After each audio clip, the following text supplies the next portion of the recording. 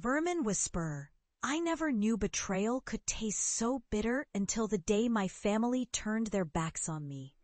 It happened on a chilly evening, the kind that seeps into your bones and makes you shiver from the inside out.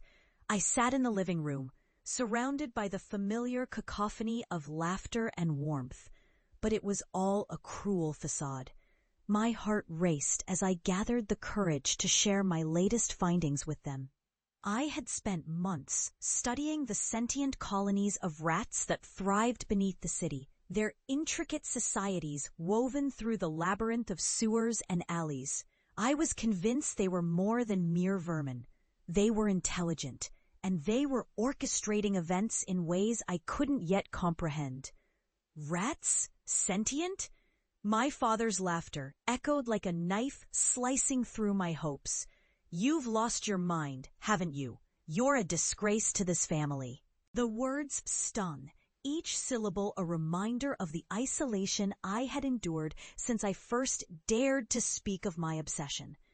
My mother's face twisted in disgust, and my siblings exchanged glances that spoke volumes. They didn't just dismiss my passion, they mocked it, as if my very existence was a joke. I could feel the walls closing in, the laughter morphing into a chorus of jeers, and in that moment, I realized I had become a pariah in my own home.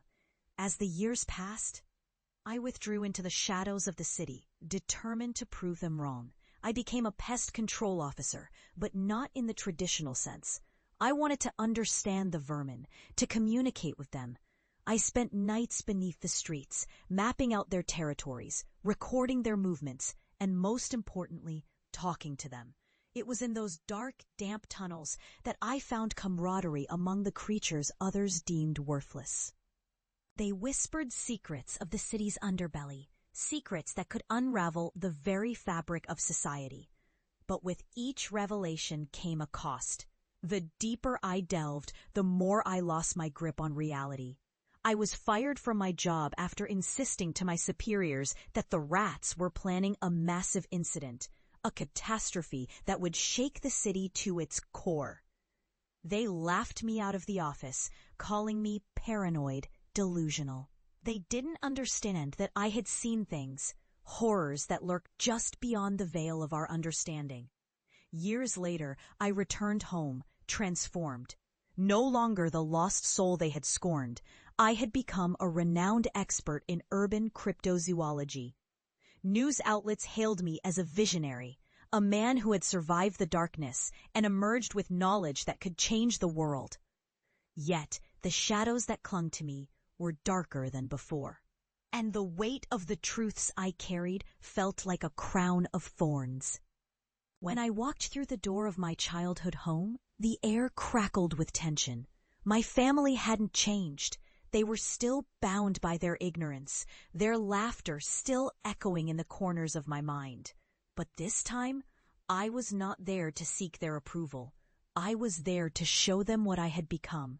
"Look who's back," my sister said, her tone laced with feigned enthusiasm. "The rat whisperer." Their laughter was a thin veneer over the unease that simmered beneath. I could feel it, their disbelief, their ridicule, but I was determined to unveil the truth.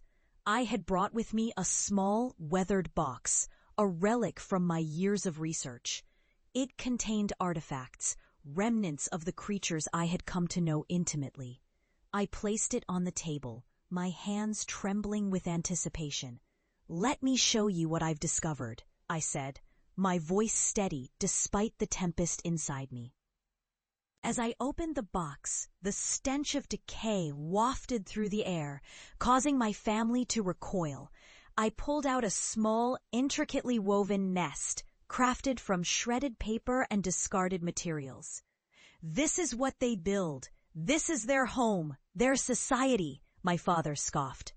"What do you expect us to do? Applaud you for collecting garbage?" I ignored him, digging deeper into the box. I revealed a series of photographs, blurry images of shadowy figures lurking in the alleys.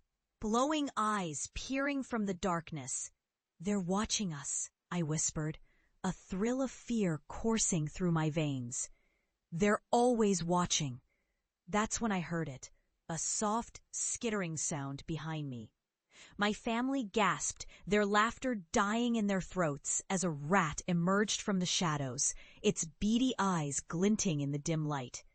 It paused, as if sizing up the situation, before scurrying towards me, a messenger from the world I had come to know. "See?"